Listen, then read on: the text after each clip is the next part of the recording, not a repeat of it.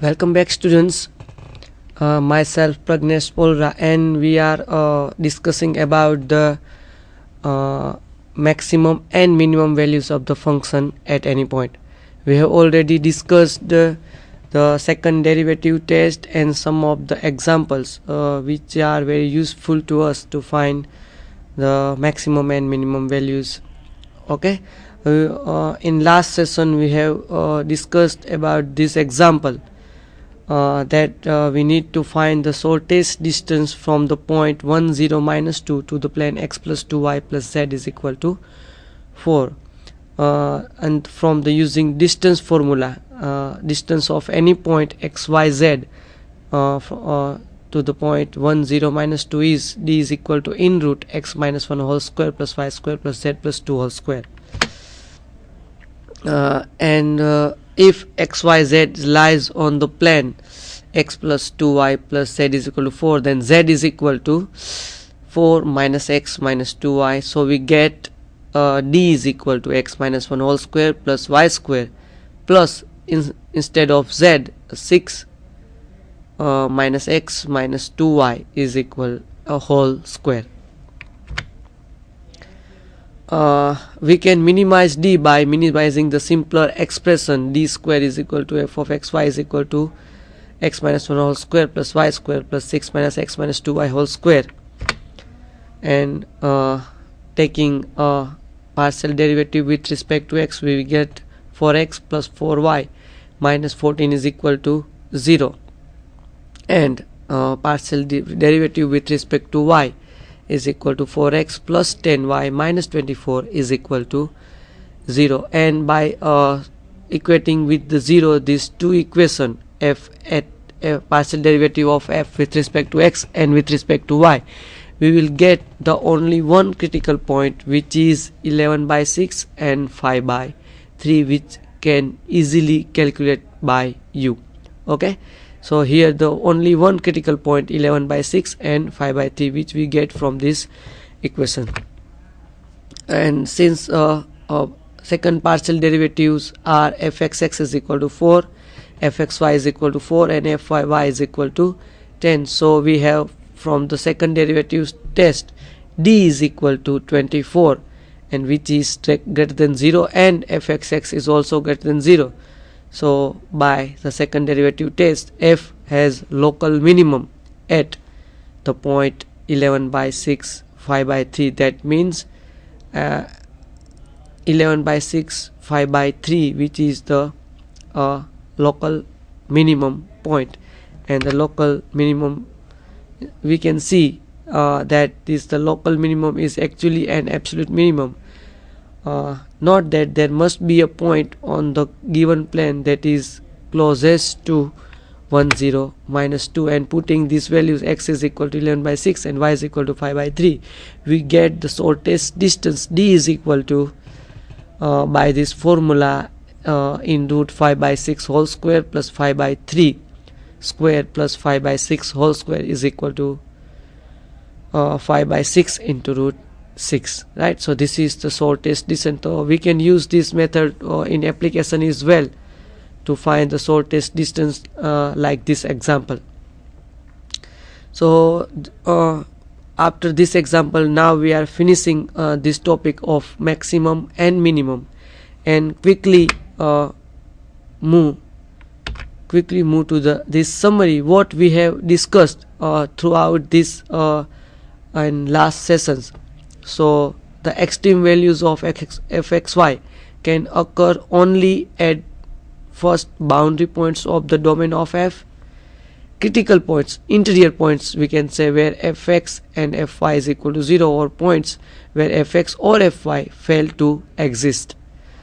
If the first and second order partial derivative of f are continuous throughout this center at a point AB, and fx at AB and fy at AB is equal to 0, the nature of f of AB can be tested with the second derivative test we have already discussed. So this is the whole summary what we have discussed about the maximum and minimum values. So just remind to all of you, and if you want to write down, then please write down these all the summary with about the maximum and minimum test. fxx less than 0 and the d greater than 0, then at AB local maximum, fxx greater than 0, d greater than 0, at AB local minimum, and less than 0, d less than 0, then at AB is a saddle point, and if d is equal to 0, then test is inconclusive, right? So this is the summary of this maximum minimum test. Okay, now I am quickly move to the Lagrange multipliers. In this sections we will learn about Lagrange multiplier for 2 and 3 variables and given with 1 and 2 constraints. Okay, first just try to understand about the geometric basis of Lagrange method for the function of 2 variables. So we start by trying to find the extreme values of f of xy subject to the constraint of the form, say g of xy is equal to k. This is the Lagrange multiplier for 2 variable. Okay, in the maximum minimum value we are just directly find the maximum and minimum value at the critical point. There is not any constraint, but here we have the constraint gxy is equal to k. Subject to this constraint we need to find the extreme values of function of xy. In other words, we can say that we seek the extreme values of f of xy when the point xy is restricted to lie on the level curve gxy is equal to k. The figure shows this curve together with several level curves of f. These have the equation f of xy is equal to c, where c is equal to 7, 8, 9, 10, 11, etc. Okay, when the constraint gxy is equal to k, we can see in the graph gxy is equal to c crosses all the level curves of f of xy is equal to c.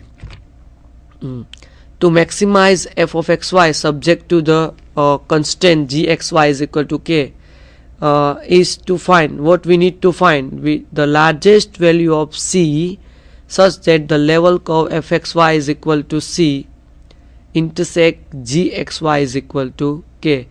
We need the largest value of c at which this happens. Okay, so it appears that this happens when these curves just touch each other.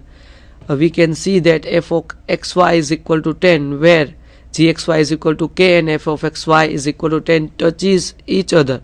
Okay, that is when they have a common tangent line, and we can see in the graph that at the point of the touching point fxy is equal to 10 and gxy is equal to k, there is a common tangent line. If we take the larger value of fxy, for example 11, but this is not possible because otherwise the value of c could be increased further. Okay, so 11 is not, we will take fxy is equal to 10. This kind of argument also applies to the problem of finding the extreme values of f of xyz. This is for 3 variables subject to the constraint g of xyz is equal to k. Thus the point xyz is restricted to lie on the level surface, not level curve but level surface S, with equation g of xyz is equal to k. I just want to remember you, we have discussed in the last that we need to find the when these curves just touch to each other. Don't please remember this one. Okay, instead of the level curves in the previous figure, we consider the level surface in f of xyz is equal to c. For the 2 variables we were considering the level curves, but here we will considering the level surface f of xyz is equal to c. We can argue that if the maximum value of f is f of x0, y0, z0 is equal to c, then the level surface f of xyz is equal to c is tangent to the surface to the level surface g of xyz is equal to k. So the corresponding gradient vectors are parallel. This is the method of Lagrange multipliers, which is very useful to solve the example. So please start to write down and note this method, how to use this method to find the maximum and minimum with subject to the constraint given. This method I have already discussed for the two variables. The same method we can discuss about the three variables as well.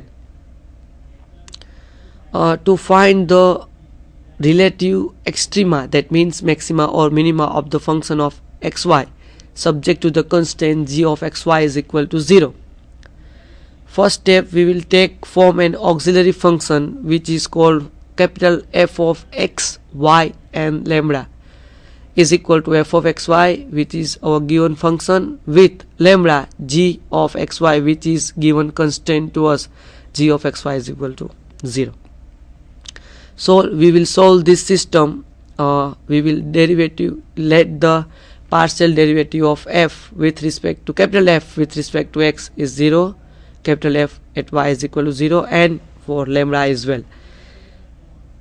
And using these three equations, or we can say that using this system of equations, and by solving this we can evaluate f at each of the point xy found in step 2. So we can find the values of xy from the step 2 and we can evaluate the value of f at that point. The largest value of f is the maximum, smallest is the minimum. But to find the points xy, we need to take partial derivative of capital F with respect to x is equal to 0, partial derivative of capital F with respect to y is equal to 0, and same for the lambda. Okay, f of xy, use the method of Lagrange multiplier to find the constraint relative maximum of the function f of xy is equal to 1 minus x square minus y square subject to x plus y is equal to 2. We need to find the maximum of this function fxy is equal to 1 minus x square minus y square, and we have given the subject to the constraint x plus y is equal to 2. Okay, here f of xy lambda is equal to our function f xy plus lambda into g of xy, as we discussed in the last steps. So capital F of xy lambda is equal to 1 minus x square minus y square, which is f of xy, plus lambda x plus y minus 2 is equal to 0. Here x plus y is equal to 2 is our function g of xy, which is our constraint, and we take g of xy is equal to 0, so x plus y minus 2 is equal to 0. So we get capital F of xy lambda is equal to 1 minus x square minus y square plus lambda x plus y minus 2.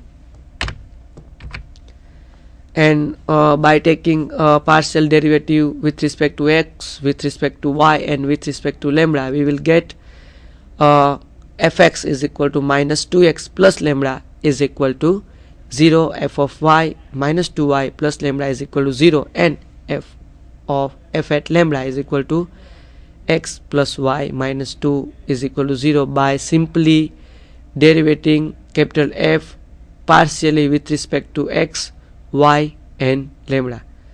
And by solving this system,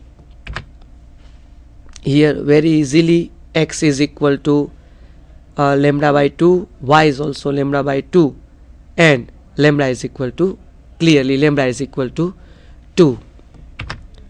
And so lambda is equal to 2, so we will get x is equal to 1 and y is equal to 1. So this is our point, x is equal to 1 and y is equal to 1. So f has a constraint maximum at x is equal to 1 and y is equal to 1. Note that constraint maximum and normal maximum both are not equal. Some cases is okay, but is not always same. So here we have the point xy, x is equal to 1 and y is equal to 1, when the function f has a constraint maximum. Okay, so in this way, using the Lagrange multiplier method, we can find the maximum and minimum value of the function subject to the constraint given. The same method we can also apply for the three variables, and in three variables we will solve the equation and we can get the values of x, y and z. Okay, so finding the x, y and z, and after that we can find the maximum or minimum values subject to the constraint of f. Okay, we can also we can also take that step for the three variables. Currently I am just taking this method for two variables, and now I am moving to the next topic, and the next topic is Taylor's formula for two variables, which is very small topic, but it is very important to understand what is the Taylor's formula for two variables. We have already discussed Taylor series for one variable, right, in Taylor series and Maclaurin series chapter. Here I am just giving you overview about the Taylor's formula for two variables. This is the Taylor's formula for f of xy at the point AB, and which is first we suppose that f of xy and its partial derivatives through the order n+1 are continuous throughout an open rectangular region R centered at a point AB, right? Then throughout R, the Taylor series for the two variable x and y is given by f of a plus h and b plus k is equal to f of ab plus h f partial derivative of f with respect to x plus k into partial derivative of y with respect to y at the point ab plus 1 upon 2 factorial h square fxx plus 2hk fxy plus k square fyy at the point ab.